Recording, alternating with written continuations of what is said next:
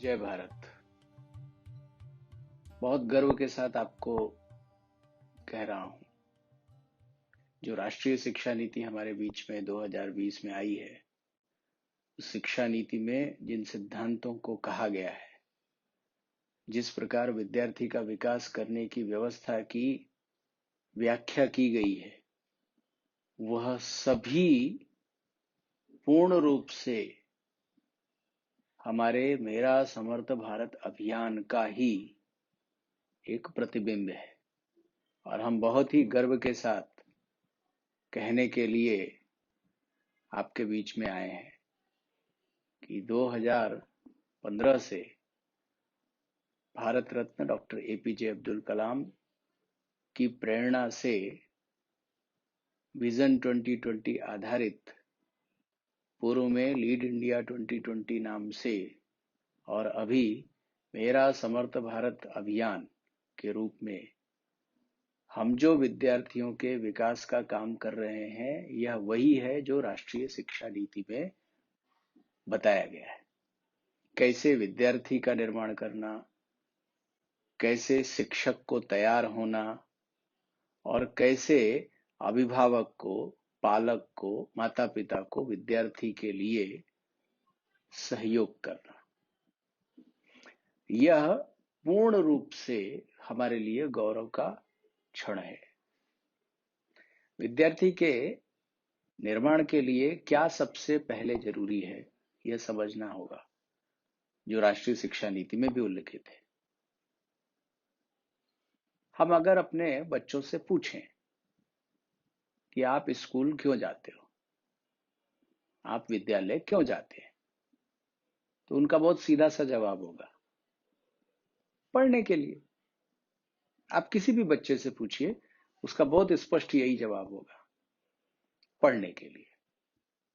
अब दूसरा सवाल है, पढ़ना क्यों है? अगर आप किसी विद्यार्थी से यह पूछेंगे, पढ़ना क्यों है,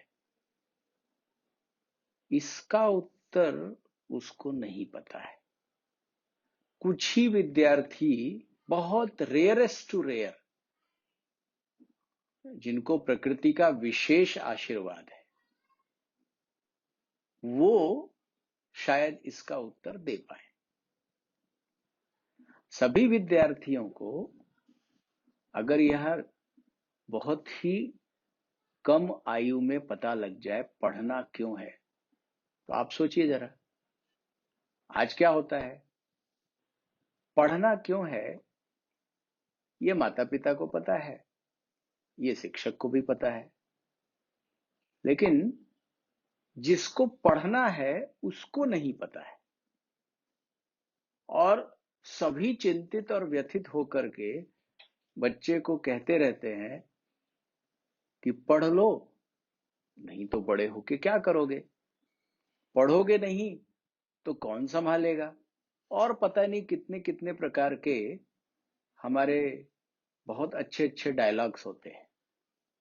ऐसे में बच्चों के ऊपर जो दबाव होता है, उस दबाव को ही अगर मिटा दिया जाए, पढ़ना क्यों है यह बच्चे को समझना ज्यादा जरूरी है, तो हम बच्चों को वही मदद करते हैं शुरुआती चरण में।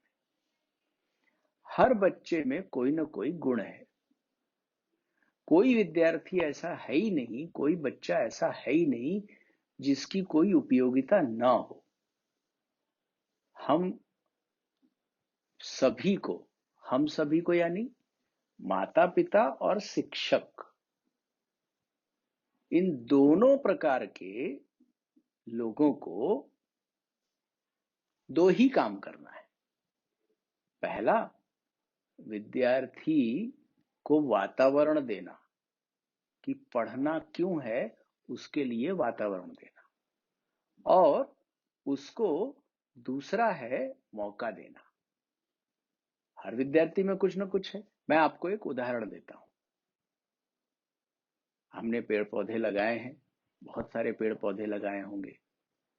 आपने कभी आम का पेड़ लगाया हो या आम की गुठली लगाई हो, तो वो जब बड़ा पेड़ होता है तो क्या उसमें से अमरूद निकलता है?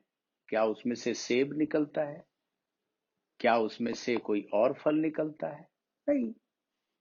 जैसा बीज है उसी प्रकार का पेड़ है और उसी में से उसी प्रकार का फल है, वही फल निकलेगा, दूसरा नहीं निकलेगा।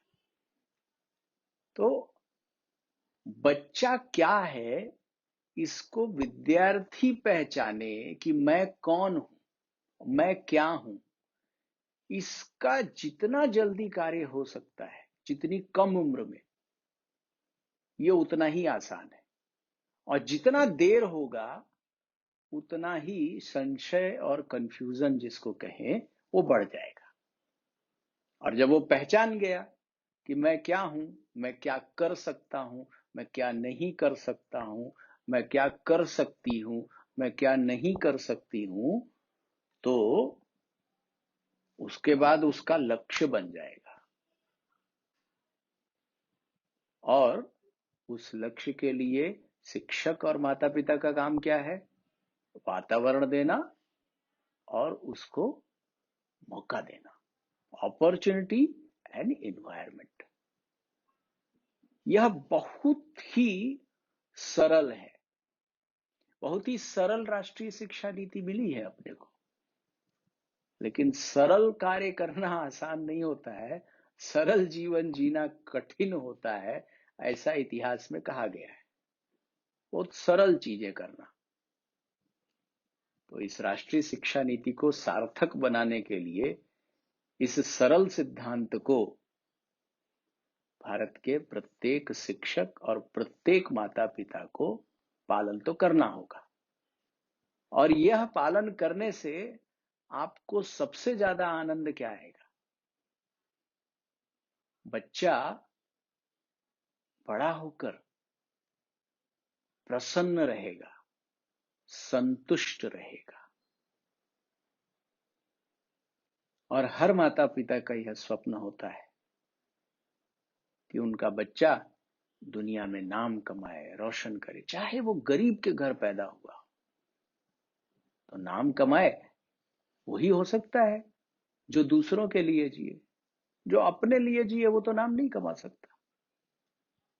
जो दूसरों के लिए जिएगा उसको बहुत प्रसन्नता मिलेगी और बहुत सारा उसको आनंद मिलेगा। और जीवन में सबसे जरूरी है आनंद और संतुष्टि। इसको प्राप्त किया जा सकता है और इसको देने की जिम्मेदारी हम माता और पिता की है। आपको और हमको मिलकर काम करना होगा। मैं आपका साथ देने को, हमारी पूरी रचना आपका साथ देने को तैयार है। आगे के वीडियो में इसके बाद की बातें हम आपके सामने शेयर करेंगे। बहुत बहुत धन्यवाद। जय भारत।